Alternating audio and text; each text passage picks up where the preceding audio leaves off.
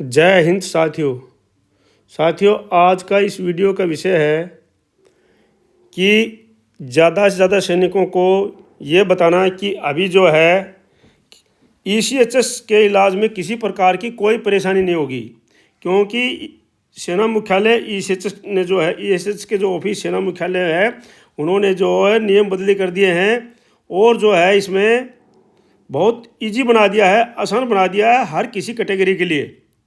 तो साथियों, इसमें आपको पूरा लेटर के साथ में, प्रूफ के साथ में, लेटर नंबर के साथ में दिखाऊंगा। आप इसको अपने पास में रखना। हो सकता है कि आपको पता होगा, आप पढ़े लिखे होंगे, लेकिन बहुत से पूर्व सैनिक ऐसे भी हैं जिनको पता नहीं होगा, तो आप उनके पास में शेयर कर देना या उनको वैसे बता देना, क्योंकि बताना बिना नॉलेज के, बिना ज्ञान के लोग काफ़ी परेशान रहते हैं। तो साथियों, ये भलाई वाली चीज़ है, इसको ज़्यादा से ज़्यादा शेयर करना, लाइक करना। देखो, अब मैं इसमें बताया है कि अब नहीं होगी पूर्व सैनिकों को कोई परेशानी। पूर्व सैनिक कहीं पर भी रह करके, ये कोई जरूरी नहीं कि अपनी पेरेंट्स जो क्लिनिक के है वहीं पर जाएं, कहीं पर भी रह करके कहीं भी फ्री इलाज करवा सकते हैं। ये सारा उसमें बताया गया है।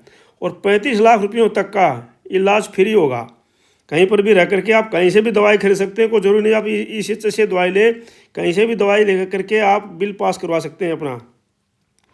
सेना मुख्यालय के लेटर नंबर दिया हुआ है, ये आपके आगे अथॉरिटी में आपको दिखाऊंगा इसको पूरी।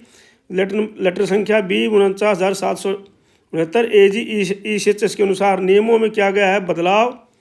8वें वेतन आयोग की सिफारिश से TORs पर भी सरकार का जो जवाब मांगा था, प्रश्न किया था, उसका जवाब सरकार ने दिया है। और 65 साल के पर 5% पेंशन बढ़ाने पर जो सरकार के लिए पूछा गया था राज्यसभा में, उसका भी जवाब इसके अंदर है। और 50% DA मर्ज करने के लिए भी लोकसभा में पूछा गया था, उसका भी जवाब इसके अंदर है। तो सारे जवाबों के ऊपर बात करते हैं अभी।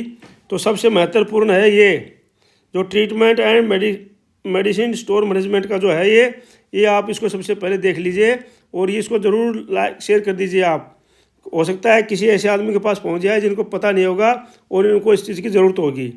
तो देखते हैं साथियों, ये है treatment and medicine store management. Procedure of treatment through ECHS. Procedure to get treatment through ECHS is streamlined and depicted below. Visit polyclinic with ECHS card.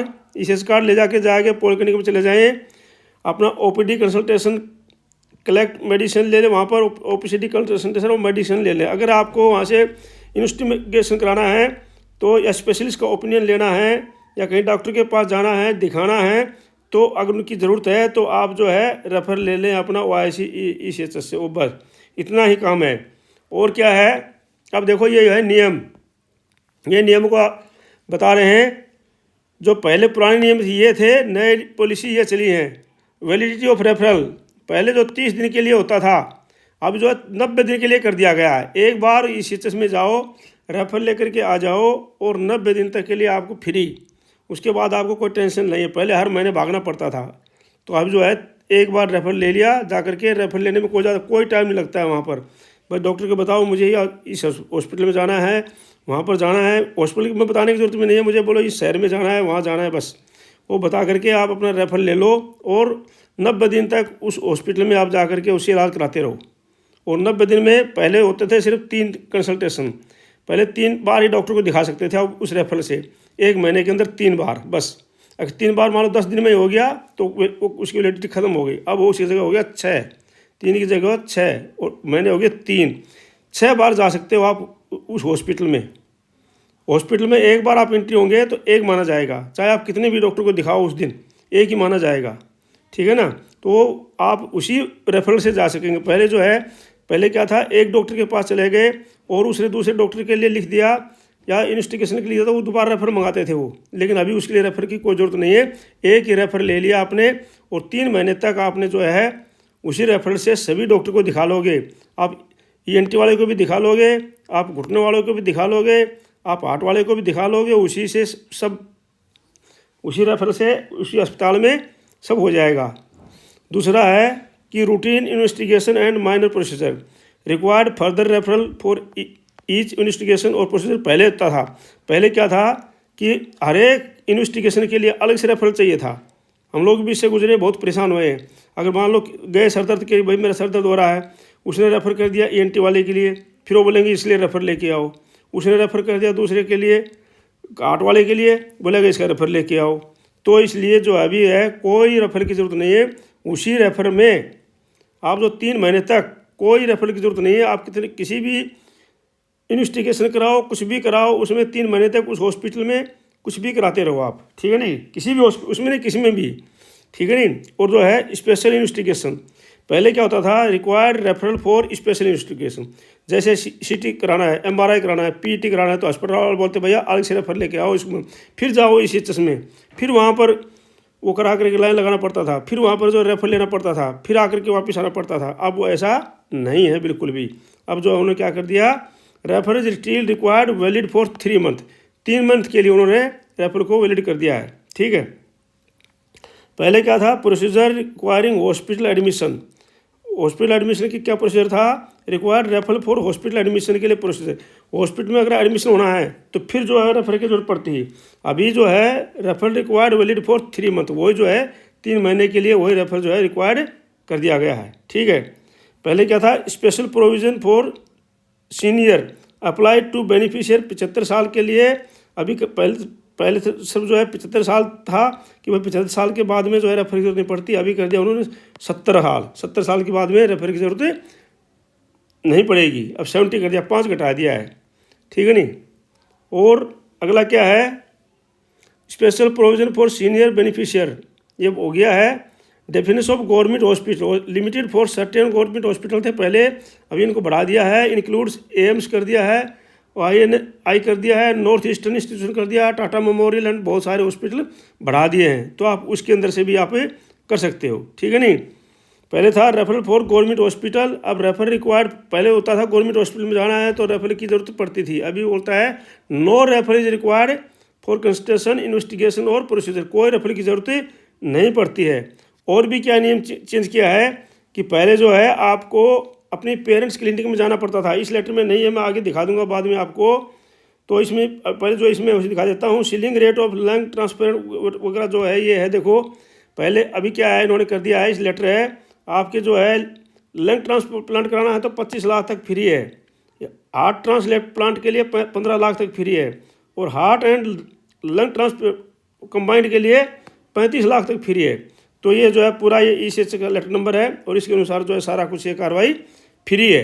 तो ये सब जो है, और पहले जो था कि अपना पेरेंट्स क्लिनिक में ही जा कर के आप ट्रांसफ़र करा सकते थे, लेकिन अभी कोई पेरेंट्स क्लिनिक की ज़रूरत नहीं है। आप किसी भी जहाँ पर भी रह रहे हैं, कहीं पर भी आपकी पोस्टिंग है या आप दूसरी जगह स्थायी हो सकते हैं, वहाँ के क्लिनिक में चले जाइए आप, और वहाँ जा कर के अपना ECH कार्ड दीजिए और वहाँ से सारी कार्रवाई आपकी हो जाएगी।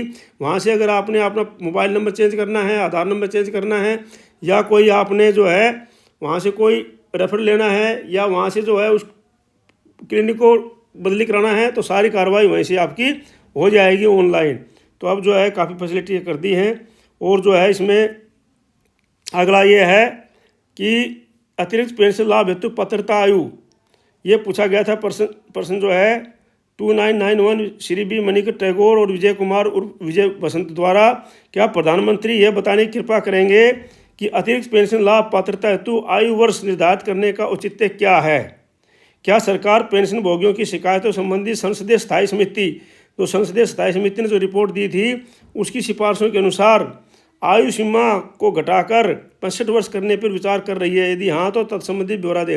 मतलब अभी जो है 80 साल पर 20% मिलता है, ठीक है नहीं, लेकिन संसदीय समिति ने रिपोर्ट दी है कि 65 साल पर 5%, 70 पर 10%, 75 पर 15% और 80 पर 20% और उसके आगे मिलना चाहिए। तो वो रिपोर्ट लागू क्यों नहीं कर सरकार, यह प्रश्न किया गया।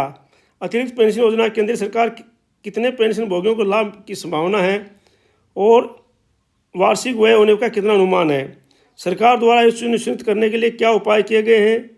और पेंशन भोगियों को उनके अतिरिक्त पेंशन लाभ पर और पारदर्शी तरीके से प्राप्त हो, भुगतान प्रक्रिया में कोई विलंब अथवा विसंगति न हो।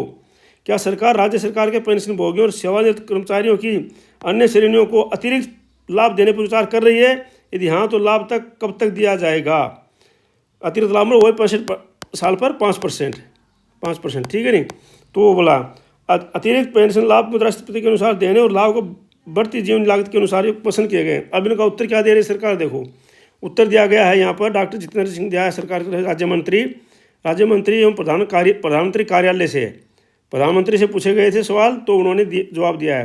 बोलता है सरकार ने छठे केंद्रीय वेतन आयोग की सिफारिश पर 80 वर्ष की आयु प्राप्त करने पर 20%, 85 वर्ष की आयु पर 30%, 90 वर्ष की आयु पर 40%, 95 की आयु पर 50% और 100 की आयु पर 100% का प्रावधान पेंशन की मात्रा को मंजूरी दी है।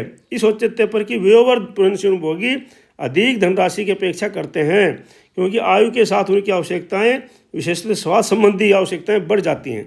संसदीय स्थायी समिति द्वारा दिनांक 10/12/2021 की अपनी 110वीं रिपोर्ट, ये 110वीं रिपोर्ट थी, 10/12/2021 में दी थी। रिपोर्ट में अतिरिक्त पेंशन संशोधन करने के लिए की गई सिफारिश है।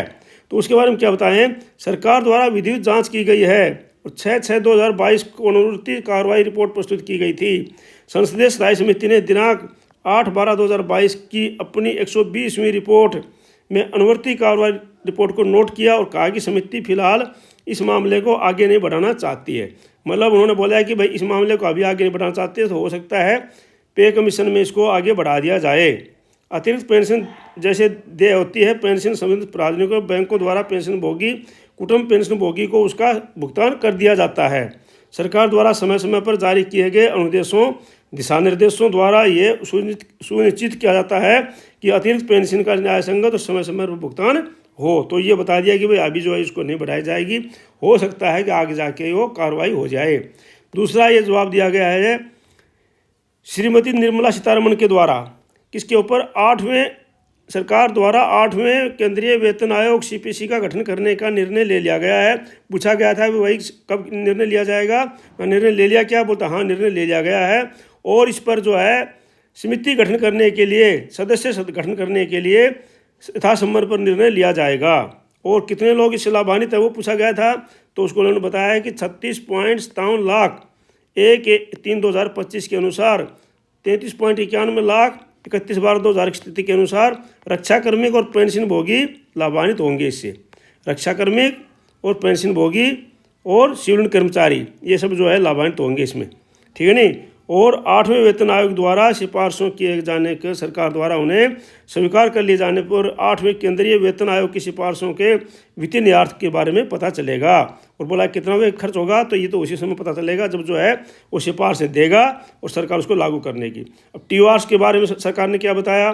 सुझावों के बारे में, तो सुझावों के बारे में बताया सरकार ने कि विचारार्थ विषय पर रक्षा मंत्रालय से, गृह मंत्रालय से, कार्मिक एवं प्रशिक्षण विभाग से और राज्यों सहित प्रमुख स्टेक होल्डरों से इनपुट मतलब TOR सुझाव मांगे गए हैं।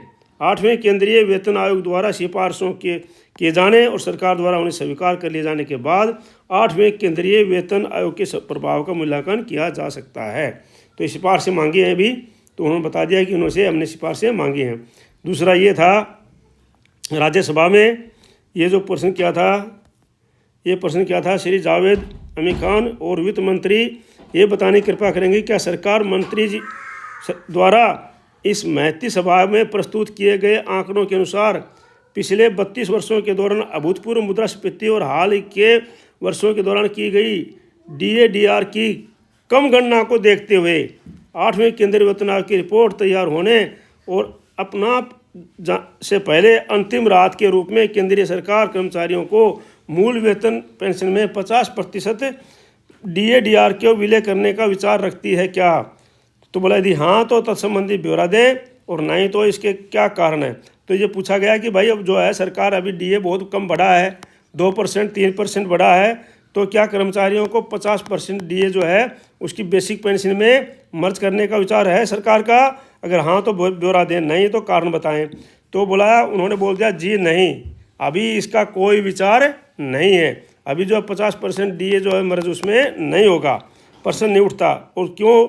और महंगाई के बारे में बताया कि महंगाई भत्ता DA महंगाई राहत DR केंद्र सरकार के कर्मचारियों पेंशन भोगियों को जीवन यापन की लागत को समायोजित करने और मुद्रास्फीति के कारण उनके मूल वेतन पेंशन को वास्तविक मूल्य में होने के सर से बचाने के लिए दिया जाता है। ये बोलता है श्रम रोजगार मंत्रालय के अंतर्गत श्रम ब्यूरो द्वारा जारी औद्योगिक श्रमिकों के लिए अखिल भारतीय उपयोगिता मूल्य सूचकांक के आधार पर DADR की दर 6 महीने में समय समय पर जो है बढ़ाई जाती है बोलता है। तो इसलिए बोलता है कि अभी जो है और उनकी 15 किस्तें हमने जो है उस 7वें वेतन आयोग में दे दी गई हैं। तो ये था साथियों आज के इस वीडियो के अंदर मुख्य बातें। अभी आप इसको ज़्यादा ज़्यादा शेयर कर दीजिए, लाइक कर दीजिए, ताकि जो है दूसरे लोगों तक भी ये चीज़ पहुंच सके और जिनको आवश्यकता है वहाँ तक ये जो खासकर जो मेडिकल वाला है ये जो है उनको पता चल सके। और इस चीज़ को आप ज़्यादा ज़्यादा लाइक कीजिए, शेयर कीजिए और सब्सक्राइब कर लीजिए। तो आज इस वीडियो में इतना ही, मिलते हैं अगले वीडियो में किसी दूसरे समाचार के लिए साथ में। तब तक के लिए जय हिंद, जय Bharat. Thank you for watching video. May you live long, God bless you. धन्यवाद।